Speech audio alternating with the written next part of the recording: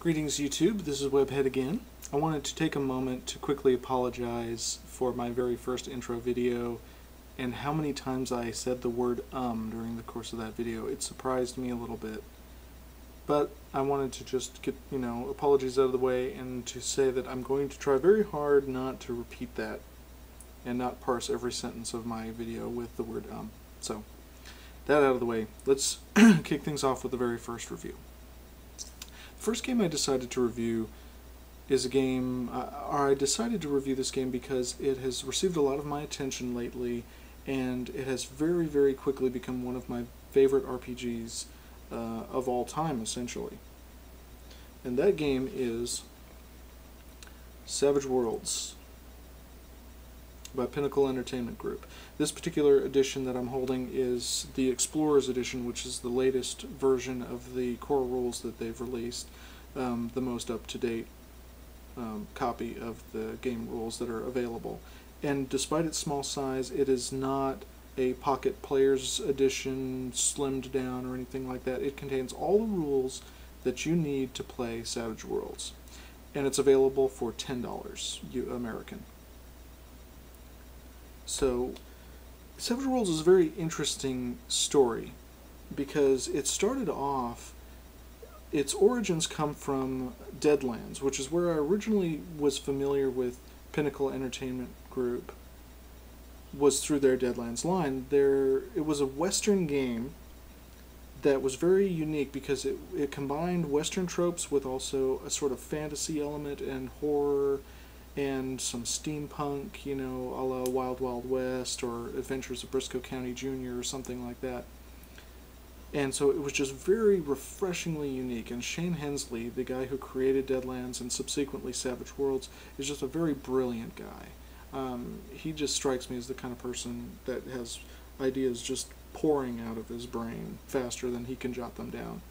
Could be exaggerating, I don't know, but he does strike me as very, very clever, very creative. He's made some very good books.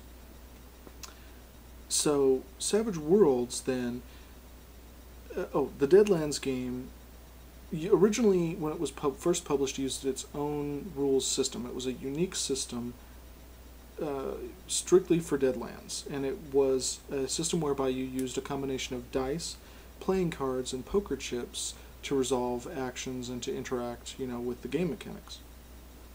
So what happened was, with the success of the Deadlands role-playing game, they created a sister version called Deadlands The Great Rail Wars.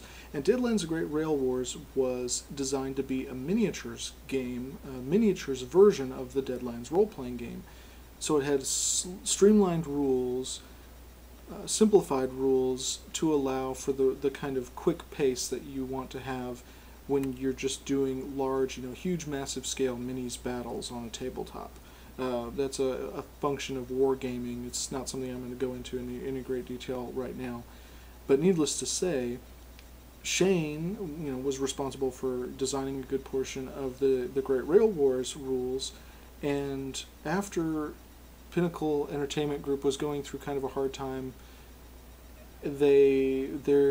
Shane really liked what went into the Great Rail Wars, but it wasn't really he wasn't really doing anything with it at the time, and he decided that he wanted to turn it, at least at the core of it, into a role-playing game, which is where Savage Worlds comes from. Savage Worlds takes the kind of core ideas from Great Rail Wars and tweaks them and twists them and adds all kinds of cool fiddly bits to them to turn it into a role-playing game. Savage Worlds is a very interesting system by way of it has a lot of basic role-playing tropes. Your characters have attributes and skills and edges and flaws, which aren't unusual in most role-playing games. But your attributes and your skills are measured on a die type scale. By that I mean you have a 4-sided die at the low end and you have a 12-sided die at the high end. The higher the die type, the better your character is at that attribute or skill. This is pretty interesting by itself, and it's kind of harkening back to Deadlands a little bit, because there was a similar system at work within the core of Deadlands. But what the interesting twist that Savage Worlds puts on it is that you also roll a wild die, which is an extra 6-sided die, along with whatever attribute or skill die that you're rolling. This creates a nice averaging effect, so your otherwise linear roll pattern for any given die, you know, a d10, you have a linear probability of rolling the numbers 1 through 10 on a single 10-sided die. You roll the d6, your wild die, and you roll your skill die, and you take the higher of the two. So even if you roll poorly on the skill die, if your wild die comes up favorably for you, you can take that in lieu of a lower roll on your skill or attribute, and that it creates a nice kind of cushion so that you're not always just completely at the whim of rolling a single die to tell you whether you succeed or fail at whatever action your character is attempting. Tying into this, it also brings back a lot of the cool elements from the old Deadlands game. For example, instead of rolling a skill or something like that to determine initiative during combat, the GM just passes out playing cards to all the players, and you just do it in order from highest to lowest playing card determines the order that characters act within that round.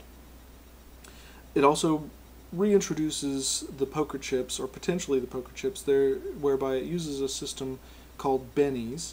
And bennies might be familiar to, you know, folks who've played other role-playing games as drama points, character points, plot points, willpower points, etc. And these are throwaway resources that you can use to either re-roll a skill or an attribute roll, or in the case of bennies, to soak damage that you're taking. If you're taking a lot of damage incoming from an enemy's lucky attack, and you don't want to have to sit through it, you can spend a benny and you can get a free roll to try to reduce that damage to a more manageable degree.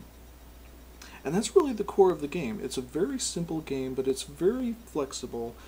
The core book itself covers just about everything that you need because it's got character creation rules in it, but it also, and it has rules for edges and flaws, and it has rules for your magic and psionics and superpowers, using a very simple kind of, it's called a power system, but it's essentially templates based on the effect of the power. So you've got a generic power like Bolt, and it is a ranged attack that does damage, and you can add trappings to it. The cool thing about Savage Worlds is the trappings system.